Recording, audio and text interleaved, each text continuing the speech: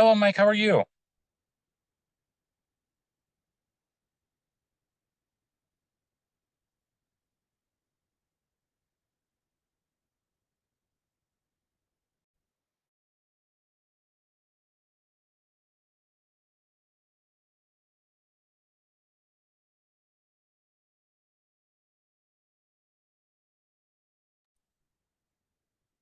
Hello.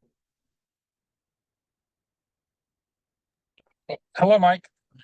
Hello. Can you hear me? I can hear you just fine. Oh, good. I'm trying to get you on my iPad. Be a little bit Okay. easier for me to see. Am I the first person? You are. Oh, Owen's going to be calling in very shortly, and then I'm going to jump off. I've had another call come up that I have to be on, so uh, unfortunately, I'm going to have to drop off later. So I'm okay. just going to get it Well, set up for everybody. good to see you. Good to see you as well.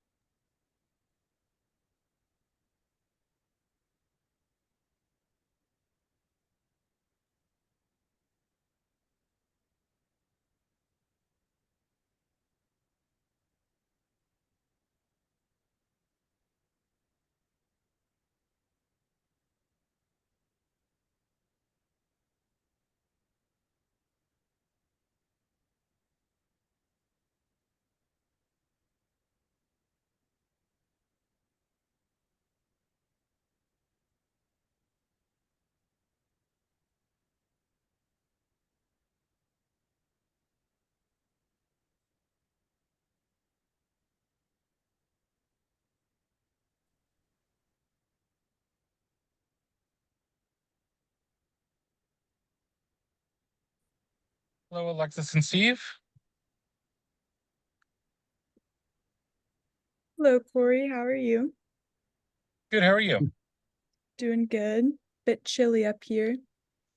Yeah, but chilly everywhere these days.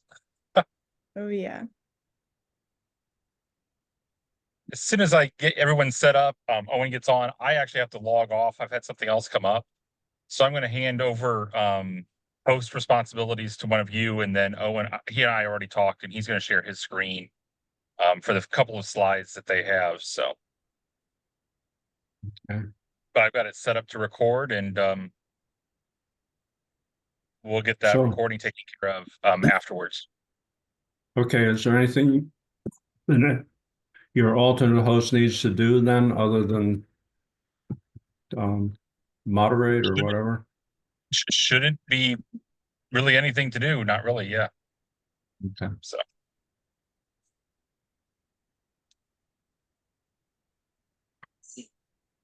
But I told Owen we'd wait till he got on and get him set up. So. Well, let me ask you just some inconsequential question. I registered every time I register for all the conversations I can, but it seems like I still have to re-register. I don't get the link unless I register again. Which I got it this time. I don't know. I don't know why it's not doing that for you. Okay. That's a Might want to look into that. good question. And just to tell you, to follow up on our email, I guess it was it only a week ago? They had this meeting, yeah, just a week ago, with all the division chairs and treasurers, and they said they're changing everything about contracting. So I know that we can't sign an agreement, Right. but I'm not exactly sure how to get them to sign it either at this point. Yeah. I may send I it. I told Kara, I said it's going to take a few days, if not weeks, to get that signed. So I said, please Okay. be patient with us. So Okay. Well, I could send it in just like they hadn't told us not to and see what happens. Might be the way to do it, but I can't sign it, that's for sure. no, no. And that's different from the last time. We had something done.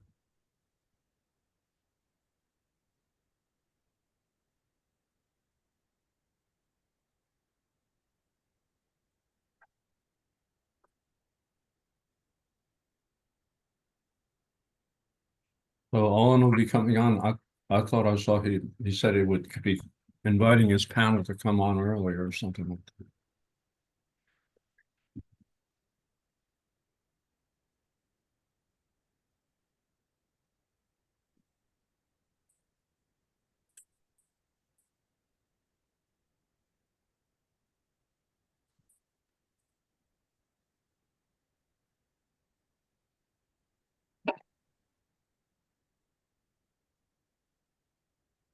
So Alexis, where are you? Are you in Tallahassee? I am in Tallahassee. There's still ice outside.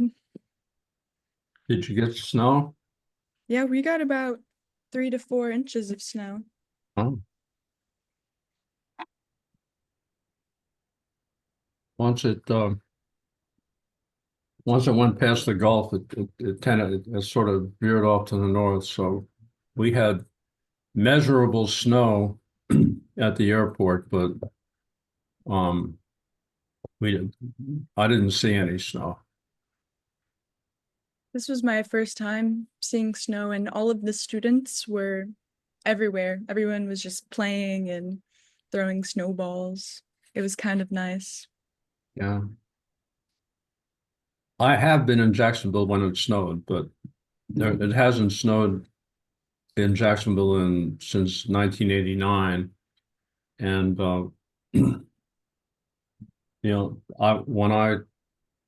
when it snowed here and I was here, that was 50 years ago. So that's a long time. But Yeah. people were putting snowmen on the trunks of their cars and driving them around to show people. I thought that was kind of cute. You wouldn't see that up north. Yeah, people had that on the front of their cars, I guess. Oh, okay. There you are. Some of them have still stuck because the ice has yet to melt. Oh, right. Yeah.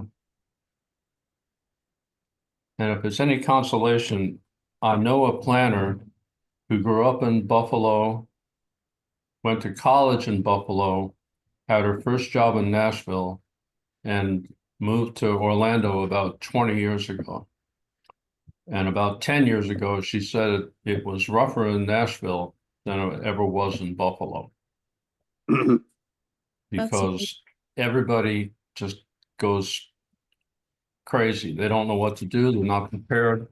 They don't, and it's chillier in Nashville than other places.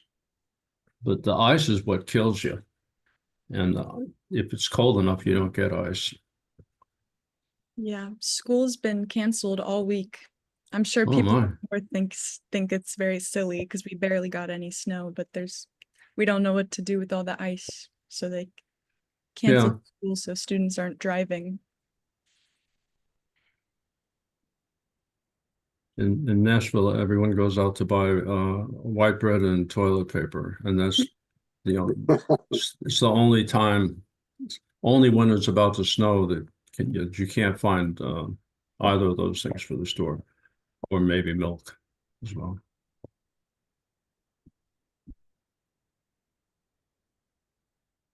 So we're just killing time here. Heather, how are you? Where are you? Tell us a little bit about yourself.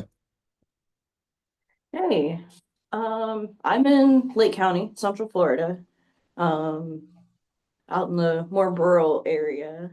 Maybe you've heard of Umatilla. That's where I'm working in my office right now. Okay. So I'm at the Lake County School District. Went to UCF. I've always been in Central Florida. Okay. We did not see snow. They were doing joke maps. I saw, I think it was the Tampa radio station. They had a map with different colored areas on it. And on the top colored area was white and it said 0 inches, and then the blue area said 0 inch, the same, yeah, 0 inches, but different color is what it said.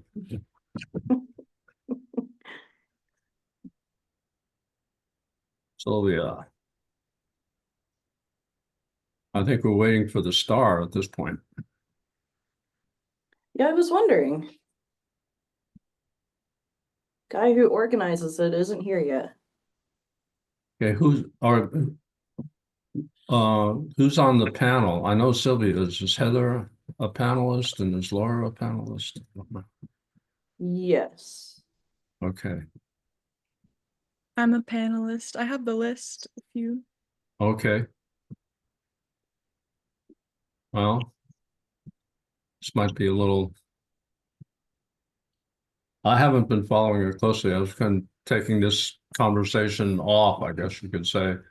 So I'm not I'm prepared to hear, but I'm not prepared to lead. Well, Steve, I'm handing over the host responsibilities to you. It's all Okay. set up recording and everything, so everything should be Okay. good. Hopefully Owen comes on shortly. I talked to him about an hour ago and everything was Yeah. fine. So I just texted him. I did too. He's getting Okay. Okay. lots of texts All then. well, I'll talk to everyone later. Thanks. Okay. Bye. See you, Corey. Well, we had our September conversation, the planners in politics with former Chattanooga Mayor Ron Littlefield as the leader, and Oh. he didn't come on until half an hour into the conversation. So when we had our conversation about the housing supply accelerator, and I mentioned that to Jason Jordan, and he said, well, it was just a lesson in how to deal with politicians. Have to wait 30 minutes. Anyway. Yeah, Owen is having a trouble getting on, he says. I don't know what kind of trouble. But he was the one that told all the panelists how to get on, right? Yeah.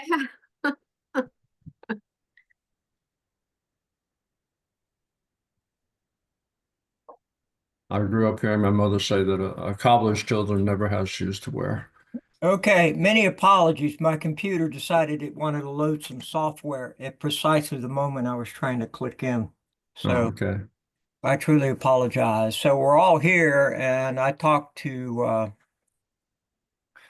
Mr. Hull, and he said we'd all be here, so I assume we're getting acquainted. I don't know that there's much to talk about. The reason I wanted to do this early is so I didn't have the problem I just had, which was not connecting.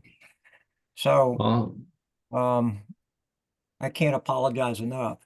So I'm going to try to go ahead and share my screen. Is that the way you would like to start, Steve? Hold on a second and make sure that you can.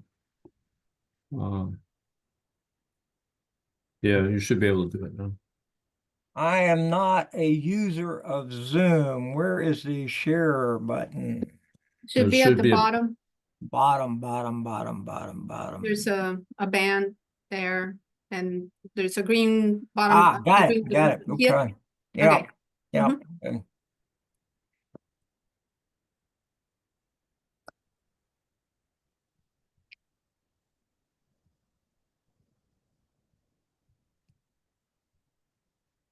Yeah, we're starting to get some people here.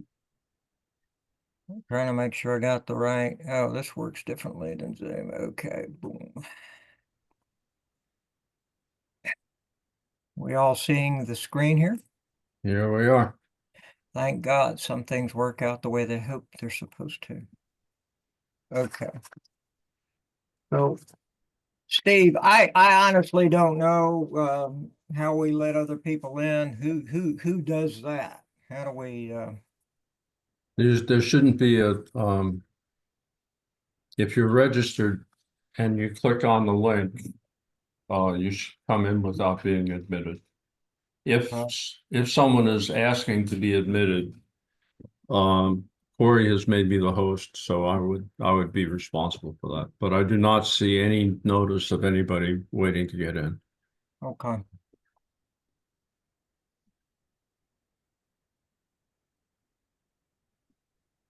Is there anyone on the call who is not a member of the private practice division?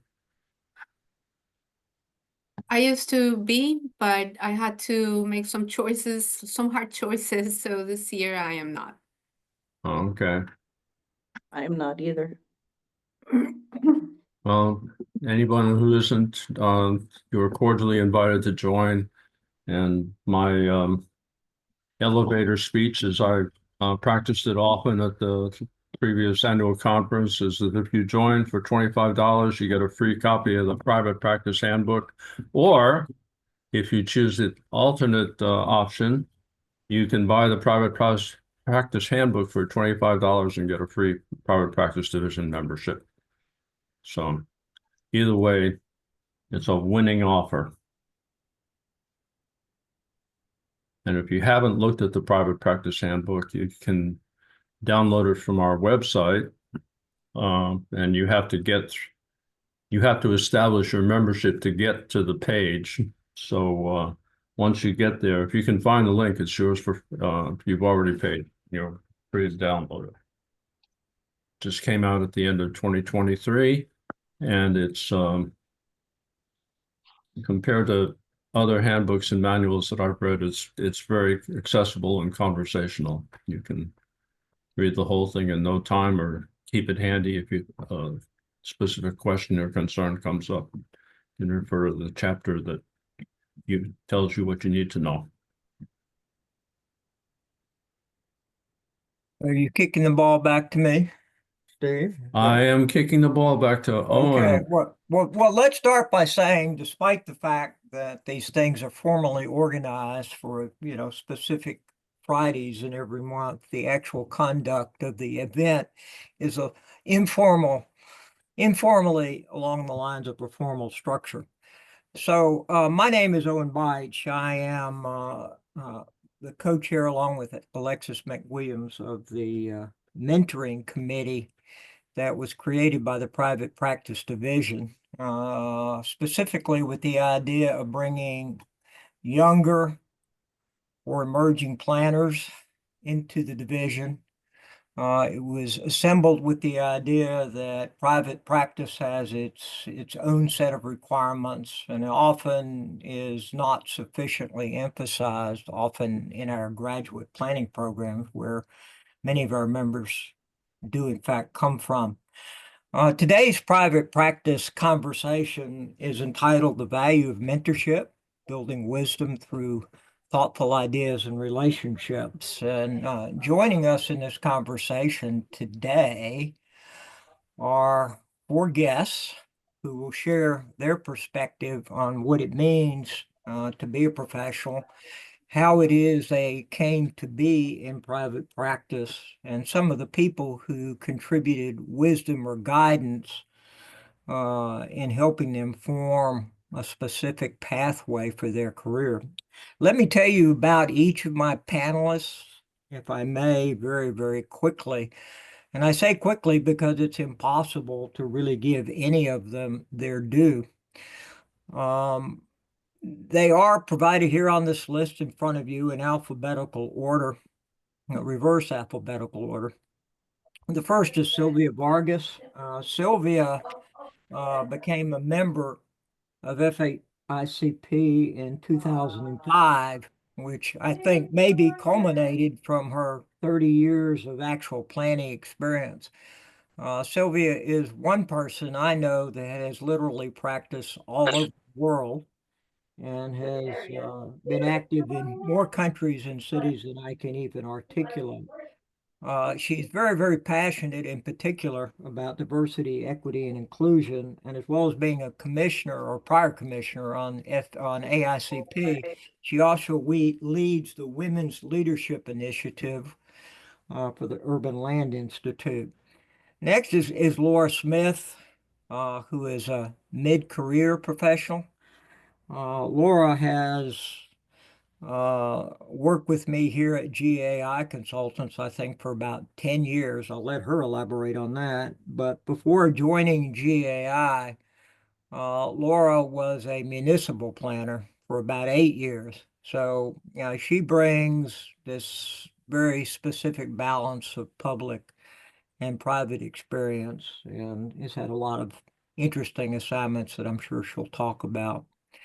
Alexis is the co-chair of our group here in the private practice division. And, you know, I don't know Alexis personally. I've had relationships with Silvia, Laura, and Heather for a very, very long time. I've been very pleased to get to know Alexis.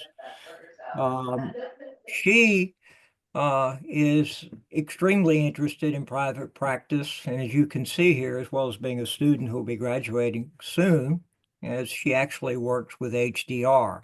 And I think her point of view as a student who is working, you know, while she pursues her degree, somehow manages her time, will be interesting to hear.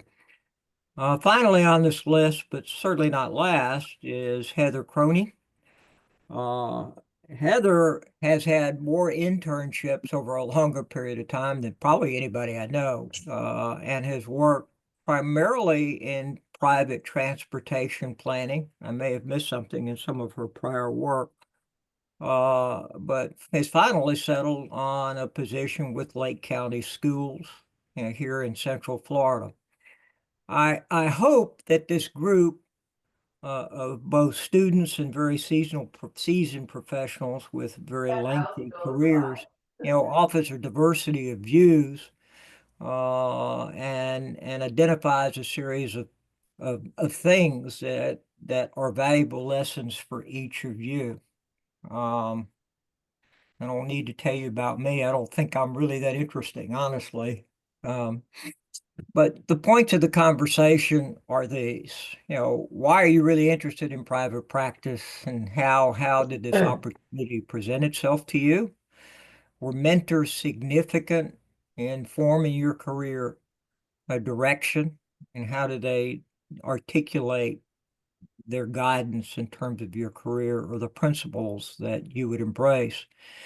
Were these exceptional people with certain skills or attitudes that may have displayed themselves? And in what way did they demonstrate interest in you and your career? One thing I hope they'll spend a few minutes on as they talk about their influences, how did public and private practice from their points of view differ? And how did that mentorship role maybe influence one pathway or another? And do you have continuing influences that are mentors? And I think that's really important as we get older in our careers or engaged in a specific position. Perhaps we forget the viewpoints or the influences that others may then convey. As a last point, hopefully we'll find that among those listening on the call are those that could themselves be mentors. And as you share your own thoughts in this conversation, perhaps you can tell us, you know, how you may have benefited from being a mentor, or how you may have helped somebody else, and what you think your skills are based on those that we're hearing from our participants. And so I'm going to sort of bounce around here a little bit, and first of all ask Silvia, as the most seasoned person in this group, to offer some comments on her background and comments related to those questions. Silvia, my dear friend, please. Well, thank you. First of all, thank you for having me. I want to start by disagreeing with Owen that he's not interesting. I have known Owen for a long time, and he's one of the most interesting people that I know, first of all. And then I want to thank him for using the term seasoned rather than old. But I am. I have been a practicing planner for almost 33 years. And I started my career in the public sector, but jumped after 3 years to the private sector. And so I've been in private practice for the rest of my career. The interesting thing is that in my current company, in my current position, I get to work very closely, in many cases embedded into local government. And so I have the benefit of having sort of that dual perspective of being sort of really integrated into the day-to-day work of local governments, while at the same time being a private a consultant. What can I tell you? What else can I tell you about myself? I always thought that I was going to be a public sector planner. I had, you know, and like I think all planners, I came into the profession with a very strong sense of public service, which of course I still do. I just don't think I had entirely realized that I could do what I'm still doing from the private sector side. But as some opportunities started opening up, I jumped on one that allowed me to go and work in Latin America, which is where I'm from, originally from Costa Rica, while working for the private sector here in the United States. And so I made the switch, and I never looked back, because what attracted me and what stayed with me was the ability to work with many different communities, many different kinds of clients, on many different kinds of projects at all scales. And sort of, I think that aligned with my desire to sort of be doing different things and cultivating nimbleness and flexibility, and so that has continued to sort of feed my curiosity about the world. In my first job, not only did I get to work on big planning projects in Latin America, but also then I came back and I was working basically throughout the entire southeast of the United States. So I worked in Texas, and you know, there were times when I was traveling 2 and 3 times a week in different places. Sometimes I didn't even know where I was waking up. But that was really suited to who I was at the time, much younger too. And now I get to do it in a different way, working more locally, but also still with a lot of different communities and doing different things. So that's why I kind of jumped first, and that's why I have stayed in the private sector. And I hope that kind of answers the question. Well, it does, Sylvia, but with one exception. So who were the people that probably most influenced your career? I mean, and in what ways? I mean, I think I know who these people are in my mind, but you know, Some of them you do. I may be misinformed. Yeah. Well, I mean, I don't know if you want names, but I can tell you that my first boss was really influential on me. He hired me right out of graduate school to go and work in the Florida Keys. And he also hired me away from the public sector to go work for the same company that he had left to work for. He was, like myself, from Latin America, although a different country. And so we had a lot of affinity that way. And I'm still in touch with this person. He's a dear friend. And I try to, you know, stay in touch regularly with him. I respect him. I love him as a friend, and a mentor to some extent, I will say. He was very influential to me at that stage of my career, although I don't think that I would say that he has continued to be a mentor in the same way. After he left the private sector, went back to the public sector, and I stayed in the private sector.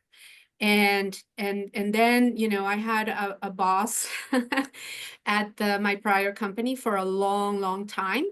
And I learned a lot from him. Some of the things that I learned from him was how not to do things,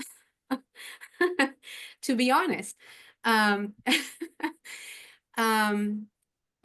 there were a lot of things that I really learned. And I'm going to say, you know, something.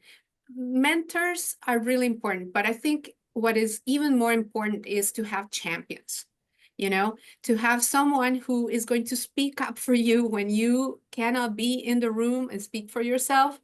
And so this person that I'm talking about now, I think he really was a mentor more than a champion to me. And ever since I have looked more for champions than mentors. Because, you know, I, as a woman, as a, you know, at that time I was an immigrant, I'm naturalized American now. I had a lot of sort of intersectional challenges. You know, I was so often the only woman in the room. Sometimes I was the first doing certain things, and I was dismissed a lot. And so I needed somebody to really be my advocate sometimes, not just somebody who kind of guided me or told me how things were and supported me, although that was also really important. And I think that's what I'll say about that, so that I can give opportunity to the others. Thank you, Sylvia. I do want to add that since we've already mentioned, you know, the word season, we haven't talked in terms of years, except how long you've been a planner. Sylvia and I have known each other probably for close to 40 years, which is kind of a frightening prospect. Oh God, honestly. really? Yeah, I mean, because I can trace it back to a specific event. I hope it hasn't gone totally unnoticed that the 4 guests are all women. And that was totally coincidental. But I think that Sylvia's comments do open up a different lens in which to view the importance of having a champion. I actually like that word. Depending on where you are in your career, that championship position, and you know, the fact that gender roles are often evaluated differently, I think becomes important to this discussion. Yeah, I'd like to skip that Alexis if I could for a moment. As the newest member of this group, even though she's my co-chair. I know the least about Alexis. I do know that she is very committed to pursuing a private career. And I think to have such a firm idea at this stage of her education and her longer term plans, I think it'd be fascinating to hear who has influenced her. So Alexis, do you want to share some thoughts with us, please? Yeah, thank you, Owen. So obviously I'm still a student. I'm very early on in my developing career. It's interesting because, like you said, in school, I didn't really consider private practice too much. I thought that what my career would look like post-grad is that I would hopefully get a job in the public sector. And my goal was to work there 10, 20 years so that I could get into the private sector. I thought that it was some kind of like lucrative opportunity. But luckily, I had met who I will talk about as my main mentor at a networking opportunity. And she's the one that let me know that her company, which is HDR, was looking for interns and wanted to develop a better student relationship at the school because there's an office nearby. So it was kind of a win-win. I needed an internship. They needed an intern because they had trouble promoting the position. So I started working there this past summer, 2024, and I've stayed as an intern throughout the school year as well. I work about 20 hours a week. I go in on my off days. And I, similar to what Sylvia said, I really love how, you know, you work with so many different people. The projects are all so different. And I work with people from all kinds of places, not just Florida. So I really enjoy that opportunity and I hope to stay within it and grow. And my mentor, she's a very active guiding figure in my life. I mean, she she's my supervisor at work now. So not only did she, provide me with the opportunity, hey, we're hiring an intern, you should apply, but also now she, gives me instruction on certain projects. She introduces me to other people that have also now kind of taken over, like other mentors. She's introduced me to other mentors. And then I think that she's a champion of me because, in the office, there's been times where, I'm the intern, I'm the lowest ranking person in there. So it's not like I can ask for projects or certain work, but she definitely has tried to advocate for me to get certain roles and certain projects over people who are competing with me and trying to dismiss me. So she definitely has fought for me in that way. Trying to think what else. Obviously, like I said, I'm still early in my career, but everyone feels very influential. I've had teachers take me under their wing and definitely give me, I feel like when you're young, more seasoned planners definitely want to help you. And I think that in this field, that's what I've felt the most, is that it's very supportive and people just want to watch you grow. So I've had a lot of insightful conversations with people, and I'm interested to see how that continues to play out for me. Thank you. I think it's fair to say, since I didn't know Alexis at all till a few months ago, I've probably gotten to know her better than almost anybody else in this group over a very short period of time. And I appreciate it. And I think what's interesting is Alexis, at least from our conversation, seems wholly and totally committed to a private practice profession. And I think that's interesting to hear. And she's given me some other reasons, privately as we've chatted about things. So thank you, Alexis.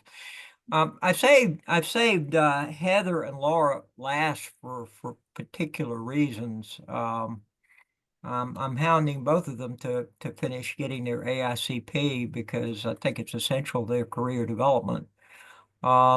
Heather is a fairly recent student of mine, graduated.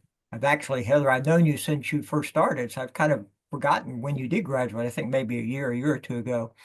But she has worked in a variety, as I said, of internships. So, had an opportunity to form opinions about what she would do based on what I would say are fairly balanced experiences. So, Heather, would you like to say or tell more about how you formed your own direction and why? Yeah, of course. And I apologize, I don't think my video is on, but it was giving me some tech issues of some sort, kicking me off.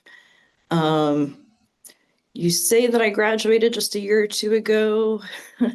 It was actually a little longer than you recall. Oh, okay. I'm old. I don't remember things anymore. So it was 2020 that I got my master's at UCF. Okay. Before that, I was doing a public administration bachelor's. I wasn't sure for some time where I belonged career-wise. I had not heard of planning, and I accidentally found planning when I accidentally started working for the transportation planning firm. I thought it was just really neat that there's people that do this sort of work, and those that I worked for ended up being mentors to me. And one of the big things that I was influenced to do was to get out there and explore what there is, constantly network, and build relationships. And it's not just about what you know, it's about who you know, because everybody, especially in planning, sees so many different experiences and different types of planning. And then that's how you accidentally find where you want to or should be.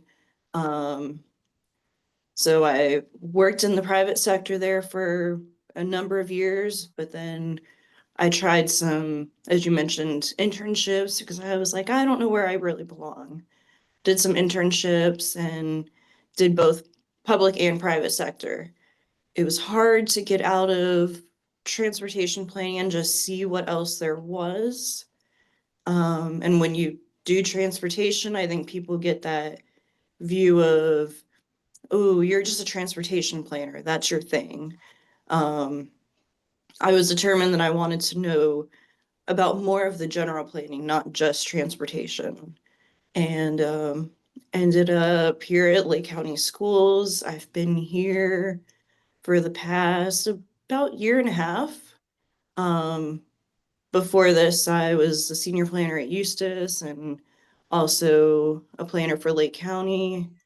So I've kind of built myself in this Lake County region a bit.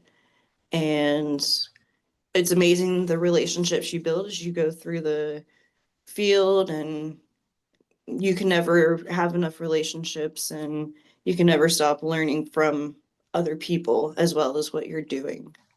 Right, Heather, if I might interrupt you for a moment, because you said something that I think struck me as kind of important today. I had chatted with Alexis specifically about why she was interested in transportation planning, and she gave me some reasons. She may want to comment further in a few minutes. You, by contrast, just made it clear that you had hoped to do something a little broader. Was there a particular experience or a person who suggested that you should perhaps try to go in a broader direction? Or did you reach these conclusions on your own? Maybe just by watching other people, I don't know. I think I would say I was mostly just afraid to end up pigeonholed in one spot, and to have that experience that I did for a little bit where I felt like I couldn't so easily get jobs in other parts of planning. What attracted me really to enjoy transportation planning was the safety factor, the overall well-being of people, and just improving the way of life that people have and their everyday getting around, getting from point A to point B, living their life. And transportation is just a major part of everyone's lives. And it's amazing the difference that it is here in B Central Florida versus somewhere else where, we're so car centered around here that it's hard for me to imagine, especially working in Lake County, to do a lot of public transit or a lot of walking and biking. And I think I also was pushed away from it a little bit because it seemed, in many ways, pretty technical and numbers centered. But then here at the school district, I am working with a lot of spreadsheets, numbers, and data. And it's actually, I've kind of made full circle back to something very similar, but in a different way. Well, that's pretty interesting. I would submit to you that the spreadsheet skills are really important on the private side, and I'm glad you've managed to carry these over into your public application. Can I pass the baton over to Laura? Do you have anything else you want to add, Heather, before I, quiz Laura? No, go right ahead. Well, I saved Laura for last for a lot of different reasons. The joking reason would be is I know Laura is an enthusiastic representative of the profession and has a lot to share. I wanted to make sure she had enough time to share those experiences with you. I work very, very closely with Laura, and it's just a real pleasure to have her in today's session as a guest panelist. We at GAI used to call the group that Laura manages the real estate and economics group, and if interest and skills of different professionals have evolved and the need for our data has evolved, we've changed the name of this group, I think technically, to the Urban Analytics Group. I'll let Laura talk to you about that. But the focus of this group is specifically to take this mounds of data that are capable of consuming our lives and our practice and turn this data into useful information. We draw a big distinction between numbers and the application of those numbers to solving specific problems. So kind of putting Laura on the spot to tell you about her career working with me here at GAI. So Laura, please. Thank you, Owen. And I would, I guess, echo Sylvia's point that I actually do think you're one of the most interesting people I know. So it's been a very enjoyable 10 years working alongside Owen here at GAI because we do get to, in the private sector, evolve our practice areas. So working at a consulting firm, you know, I came here 10 years ago out of the public sector. I had been a municipal planner for a little over 7 years at that point. Owen actually hired me here at GAI right after I finished my certificate in urban and regional planning at UCF. I had finished my master's in public administration about 4 years before that from University of South Florida. Or no, sorry, 7 years before that at University of South Florida, because my first planning job was out here in Central Florida. So to that point, I do think there's this sort of interesting active movement that is happening in public planning right now in the public sector, where we're seeing more and more women in that field than we had seen historically. When I went into the planning profession as a public planner right out of graduate school, similar to Sylvia's experience, I was often the only woman in the room. It was pretty much the standard. And if there was another woman in the room, it was usually someone at my level, someone right out of school, someone that was working as a junior planner or an intern. But there was most situations I was the only person in the room, which put me in a lot of positions where I had to find people that I could have as mentors or champions for what I was trying to do and grow as a professional. That was not always easy in the public sector, especially the time frame that I came into public planning, which was during the Great Recession, when there were not a lot of jobs to be had, and the jobs that did exist in municipal government were being heavily scaled back or constrained. So I was fortunate to have a position, but also I was routinely reminded I was fortunate to have that position. And I had always thought I would stay in the public sector. I really, really enjoy being a public sector planner. I enjoyed being a municipal planner. I like working with individuals. I enjoy working with big developers and helping their projects come to fruition in the communities I've worked in as a planner, but also I really enjoyed working with individual people. So small business owners who were trying to expand their business and needed help figuring out how to fit that into our regulatory controls, sitting down with them and helping them figure out, okay, well, you're going to need 2 more parking spaces if you're going to bump your building out over here. How can we make that work where you're not going to, lose some other functionality on your property? And, working with individual homeowners to try to figure out if they needed to do something on their properties, how that could work within the constructs of our zoning and land use regulations. That was actually something I really enjoyed doing. I thought I was helping individual people, and it was very satisfying. And it's actually really the big thing I miss out of working in the public sector exclusively is dealing with individual people, talking to them. And, if you're ever worked in the public sector, sometimes jurisdictions have what they call the planner of the day, the person who talks to everybody who walks in the door and the person who has to answer all of the phone calls you get that day. And, you draw the short straw and you get to be the planner of the day. And those were actually fun days for me. I thought it was great because I got to talk to 1,000 different people about 1,000 different problems. And I always left on those days feeling like I had helped a bunch of people. And that was satisfying for me. Now, that doesn't mean I didn't enjoy working with, big developers who were building subdivisions and mixed use developments and hospitals and helping them navigate our process and getting their projects through development review and getting them all the way through planning and zoning and city council and county commission and getting all the folks that needed to sign off on these things and ultimately check those boxes. That's also interesting. But I also got to learn in a time where our state regulations were changing. So I was a young planner when the Department of Community Affairs was still very much controlling how we did things in local government. And we did that for a few years. And then that all changed. And we got to start thinking about things from a different perspective where a lot of those controls got scaled back.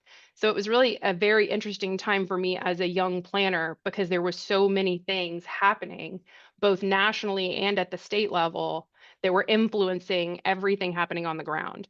So it was really a fascinating time and a very educational time to be a municipal planner in that role. Now, what I did find from the mentorship perspective is that because of that time, it was not easy to find people who were going to be your champion or who wanted to mentor you because there were not a lot of jobs to be had and a lot of those jobs were frozen. They weren't going to fill jobs when they became vacant. So there was a lot of turmoil there. And some of the experiences I had led me to what I guess you could say is a non-mentor, is learning how not to do things or what not to do or how to not approach things. So I did get a lot of sort of examples by bad examples, which really helped grow sort of my ethic and moral compass when it comes to the planning profession.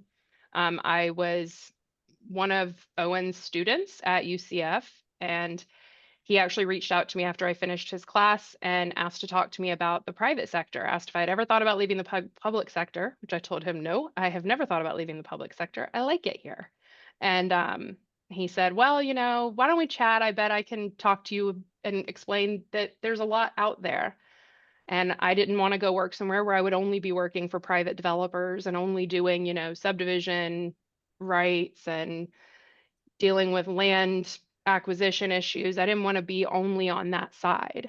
And what I learned after talking with him and some of his colleagues here at GAI were there are so many things that we get to do as private sector consulting planners, where we get to work for special districts, we get to work for cities and counties and regional organizations, but we also get to do a lot of stuff in the vein of development and supporting development. So whether that's working for individual developers and helping them when they're pushing a project forward and trying to help provide them the information to show that their project is going to be a positive contribution to that community in some way, which really sort of dovetails into what we do here at GAI, which is not necessarily the work that Owen and I do in the group that we're within, is not really traditional planning. It's, we're not doing that exact role. We're not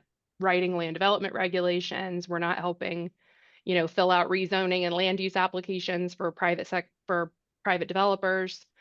Though there are people in our group that do that, our work has fallen over to the sort of data-driven side of helping make decisions, helping guide decision making. And having a background in planning has really been instructive in that capacity, because understanding that so much of what our communities are and so many of the problems they're facing are a direct byproduct of planning related issues.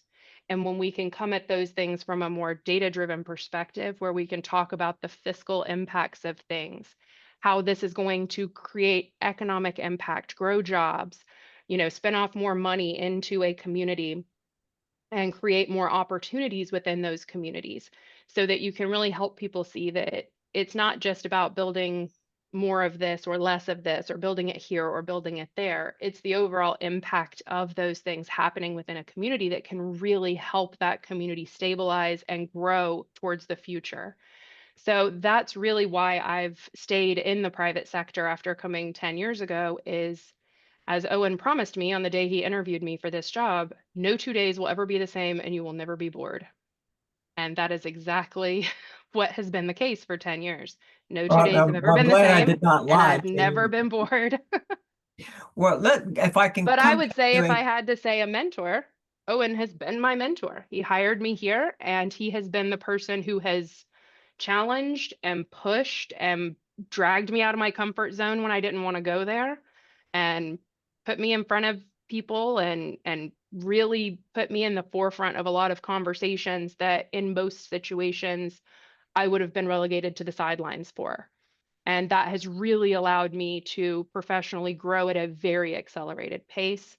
And it's definitely been very rewarding and satisfying. And so that's kind of where I land. Well, I want to mention something that I don't know Alexis well enough, but Sylvia, Heather, and certainly Laura failed to mention a particular talent that they all have. And I'll come back to Alexis in a moment, is all three of you do not shy away from expressing yourself. And, being able to stand up, and if you want to attribute part of that to me, Laura, I will gladly accept that. But the ability to stand up and rationally explain and occasionally defend what you've done is an incredibly important skill. Now, I would surmise that in the public sector, as you schedule routine meetings, you are going to do that. But I would also surmise for the larger group that's assembled that it is an everyday requirement that you be able to articulate succinctly an opinion about an issue and not have your voice crowded out. I would like to think as we get a little more sophisticated and older that it doesn't matter whether you're a man or a woman. Perhaps women can be more soft-spoken and articulate those principles, with a lower voice. We men feel inclined to speak louder so that we're heard without thinking about what we're saying. The one thing you did mention, Laura, that that Sylvia brought up, which I think is important, and I want to ask you about it, is Sylvia, I know because we've worked in other places together outside of Florida. You, Laura, have worked in at least 6 or 7 different states. I think one thing that private practice gives us, and if it's been important to your career, I'd like you to comment on it, both of you in particular, is when you work in these other states, I can't speak to other countries. My international experience is a little more limited. Is you have to understand the laws and the reasons for things with greater clarity than you might by only working in your own neighborhood or in Florida. I think it gives you a greater sense of perspective on taking our laws and seeing how they compare or differ with those of other states and what that may then mean for the career path we've chosen. Sylvia, Laura, would you like to comment on that in particular? Because I know that shaped my career. Okay, well, jump in here really quick. First of all, I want to say that I think I'm loud enough, but it hasn't always been so. It is true. To your question, though, I don't know if clarity or greater clarity is what I would say, but I talked about nimbleness, and I think that certainly is something that is cultivated by jumping around that way, going from one community to the other. In many cases, extremely different communities. Whether it is from a contextual perspective, size, geography, culture, whatever. And so I think for me, at least, it just makes me, or it's made me very careful to be thorough in trying to understand those differences, whether it is from the policy standpoint, the local dynamics, political dynamics, cultural dynamics, economic dynamics, and regulatory dynamics. And, I think that myself being someone who has come from a different place, a different culture, does give me perhaps, some additional sensitivity to those issues. But certainly through experience, I learned how important it was to be thorough and to be cautious in making sure that you understood. And you know, I've never minded going in and saying, look, I come in here without any preconceived notions and not knowing anything, because I want you to tell me about yourself. I don't want to come in here thinking I already know the answer, you know? So I guess that's how I look at it, and I'm gonna pass it on to Laura. Ms. Smith? Owen, could I Yeah. ask a question? Sorry. Go Well, ahead. by all means, I I mean, just work for you. Go ahead. as a general observation, I've heard a lot from the receiving end about everyone, including the more seasoned ones. I'd like to hear a little more from the panelists about their own experience with as mentors, as people that they have championed or that they've been guiding over the course of their long or short careers. Sure. I'll take it back Question. just for a second, because I have had the longest career, and so I have had the opportunity to evolve through all those different stages where I was a mentee and a protege and someone who needed to be championed. Although I kind of chafed at having to be championed because I thought I could take care of myself, but you know, and you know, at some point, I think it probably was when I entered my 40s that I truly felt like I had come into my own as a professional. And, you know, you may think that that's too late, but, you know, life has its own way. And that's when I started thinking about, you know, what I could give back to someone, that I felt like I had enough life experience and professional experience to be able to be useful to other people. And so that's what I've been trying to do.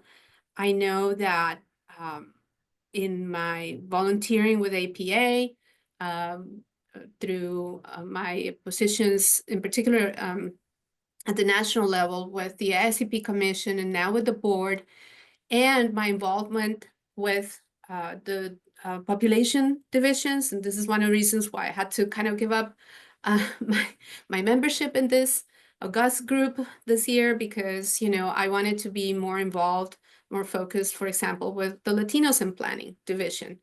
For me, it hasn't always been so, but I realized once I got to the national leadership at APA that there were younger Latino professionals who were looking at me as someone who could serve as, you know, some model for some, you know, for a path to their own leadership, whether it was within APA or otherwise. And so that became increasingly the focus of my role as a mentor. I hope that I have always been a champion to people who need it, whether, you know, they're younger professionals or simply, you know, my colleagues. And I will say that when I started, women in planning is my other focus. And when I started my career so many years ago, not quite 40, Owen, I want to make sure that everybody understands I'm not that old. You look like a kid. But to it's me. getting there. It's getting in there. I've always thought that anyone younger than me was young, and now everyone is young as far as I'm concerned. You know, Stephen, I'll take it. I'll take it. But listen, where was I going with this? I just sort of lost my train of thought. It's my own fault. Where I was going is that when I started, being often the youngest or the only woman, I realized at the time there was not as much a culture of support among professional women. I had some experiences that were really bad in that respect. And so it made it very important to me not to repeat that and to be supportive of other women. And I think that I have seen, you know, a tremendous shift towards, you know, being supportive. And that's something that I hope that at some point young women entering our profession and any profession don't even have to think about it, how it used to be versus how it is now, because it's just going to be. So with that, I'll close, and Laura, it's all yours now. Well, no, I would sort of echo that sentiment, because I do feel like being in the private sector has allowed me to meet a lot of young professionals in the planning profession, like people coming right in. And, especially when we're doing work for a city or county and there's some younger staff there at meetings, and I have an opportunity to meet them and talk with them a little bit. I've had a lot of really great opportunities for those folks to then subsequently reach out, and I'll get an email from them saying, hey, this is completely unrelated to the work you're doing for us, but you said something in a meeting that made me interested, and I wanted to see if you had a few minutes to talk about it more. And I'm like, yes, absolutely. And that will then just sort of develop, and I'm always available for those kinds of conversations. That was not something that I ever would probably have felt as confident doing when I was a young planner just starting out, just, picking up the phone and calling someone or shooting off an email saying, hey, can you just hang out on the phone with me for like 20 minutes and talk about this? Because it sounded interesting and I want to know more. I don't know if I would have had the confidence to do that at that age, but I am appreciative that so many people now seem to be a little bit more ambitious in that way, and they'll just reach out. I also am an instructor with the Florida Redevelopment Association's Redevelopment Academy for their professional certification program. And that has afforded me the ability to connect with other folks that are starting out in the profession as they're coming in and they're working in redevelopment planning, specifically in Florida. And those folks are great. They come through those classes, and you can tell the ones that are passionate, they stay after they take their exam. They want to get my information. They're like, can I follow up with you? Can I talk to you later? Yes, absolutely. Let's continue this conversation. Have you ever thought about serving on a committee with this association or that association? These are great ways to get in touch with people. So I feel like pretty much anytime the question is asked of me, can I talk to you in a professional way, but not as part of a project you're working on for me or something like that, I try to say yes. And that's not always easy to do, because I sit on the county's planning and zoning board for the county I live in. I sit on the Florida Redevelopment Association's board of directors. I have 2 kids and a husband who's a first responder. So my time is very, very, very important to me. But I just feel like that's one of those things where if I can give back to younger folks coming into the profession and help them sort of find their path forward, because I think we all kind of flail a little bit when we go into the planning profession to find the little piece of it that we most enjoy. And if I can help someone find that little piece of it that they enjoy and that really brings them a lot of satisfaction, but also that they feel confident and strong in, then that makes me feel good too. Because then when I see them in a role a few years later, I'm like, that's fantastic. You took this and that, and now you're over on this path and you seem to be happy there. So I really think there's so many great ways and opportunities just to have short conversations with people. It doesn't have to be a lifelong commitment to be, a champion or a mentor to somebody. It can be a few months.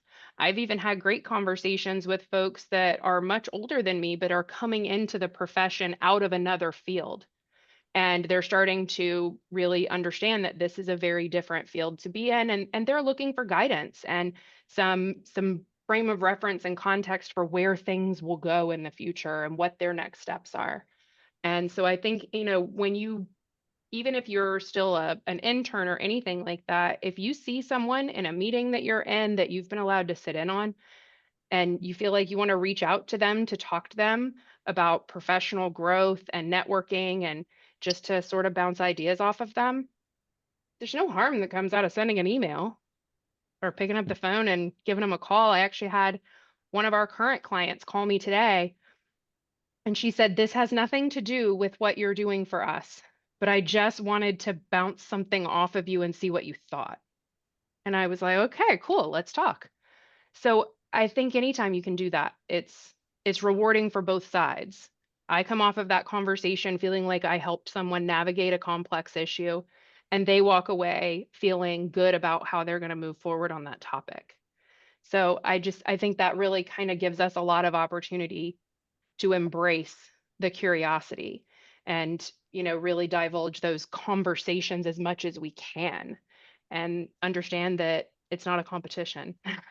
Okay. I was reminded by Steve that I had an ambitious program. We usually have 20 minutes of additional conversation. I want to interrupt and make sure people see these email addresses, because everyone here has indicated that continuing a dialogue on any variety of issues is important, and all of these people are willing to be mentors. And in fact, are mentors to different people under different situations. Even Alexis, just by being part of this network that you've been inserted into, through your friends at HDR, makes you a prospective mentor. I want to mention in this context that Alexis has a champion, or she wouldn't be on this call. When Armin Aryafar resigned as a student representative, I said, well, who do you think should take your place? And he didn't hesitate to name Alexis. So you've been championed at least once by someone most of us know, and congratulations. That's a very good endorsement from Armin. Thank you. Yeah, I respect Armin very much. Okay. I sorry. Yeah, I mean, I'm not sure. Does anybody else have questions for this bright? But as chair, I also want to plug the idea that there are other divisions I think that might be more what do you call it, in need of mentors, and we might have a more what do you call it, a surplus of mentors and a shortage of mentorees, and there are other divisions that have the opposite. So I'd like to partner with it's been suggested the population divisions, and Silvia, you mentioned Latinos, but I was also thinking of planning in the Black community and Absolutely. Yeah. Mhm. okay. Absolutely. So yeah, we can follow up on that, Owen and Alexis. And So- one of the things I will mention, if I may, is there are, as Laura mentioned, lots of different ways to mentor. One of the ways that I'm trying to do that now, both for the sort of intersecting Latinos and women, is to encourage more of my Latina colleagues out there to think about going for an FAICP nomination and to kind of trying to help them walk through that process, which as both Owen and is not easy. And so, we could always use more mentors for some of those candidates. Well, that's intriguing because we have an FAICP committee in addition to the mentoring committee, and we have more people on the committee to help than we have people who are interested in being helped in our division, and it may be the opposite in another division. So that might be something we could work on. Sylvia, as an FAICP, I mean, I don't know that you would know this. I mean, I didn't know it until recently. The private practice division has one of its membership has, I think, the largest. I think we have the highest percentage of members who are FAICP. So I can imagine that being the case. Yeah, huh? I can imagine that being the case because you're pulling people also who are FAICP and other divisions where the percentages overall are going to be, lower individually. So, yeah, interesting though. Well, yeah, I thought it was interesting. Did any people else on the call, want to share their thoughts about? I'm sorry I came late. Can you hear me? Yeah, we can hear you. Yeah, so I'm sorry I came late. I usually try to get on time to meetings. So I was just going to share on the mentoring that I sort of consider the way that I've done it over the years maybe not intentionally enough, but I've been lucky enough to work with people who are in internship programs, or they're in in their short-term assignments, or they've just graduated, from planning schools such as the University of Pennsylvania. And I've sort of become a feeder in my private practice, which is, some planning, mostly permitting associated with developers. But, I've brought in people who don't necessarily have any really on the ground experience. But, for various reasons, they impressed me, and I felt like I could teach them, how to do the kind of jobs that I do. In the case of one of the, at the time, she was still, I think, in her senior year at Northeastern University in Boston.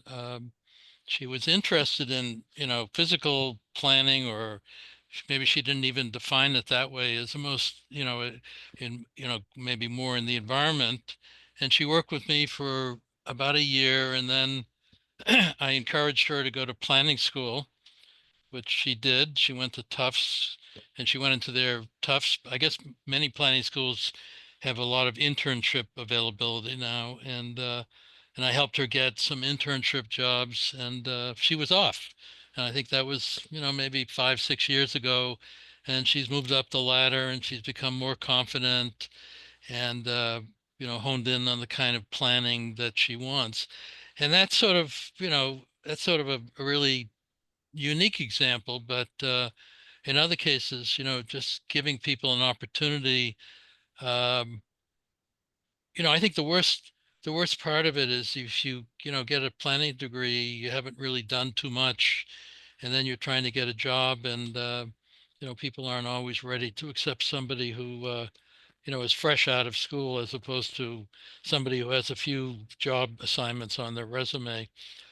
So that's the kind of mentoring, if you will, that I've been happy to be able to be part of. And I would say that you know digging down into internship programs, or schools or universities that provide that, um, that would that would be an opportunity to get people, advancing in planning, where they would probably do some other things.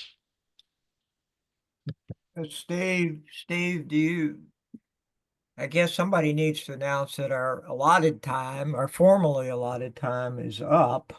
Yes, How do you manage this as our leader when we run over time, beyond thanking everybody that's been on the call? Do you have any? well, we have if you check your mailbox or inbox, I don't have it in front of me, but there's a link to the LinkedIn page that's on every PPD update that we go out, and one went out I think earlier this week, Sunday or Monday. So check it, and you'll see a LinkedIn page, and there should be. Corey is good at setting up LinkedIn pages for each conversation.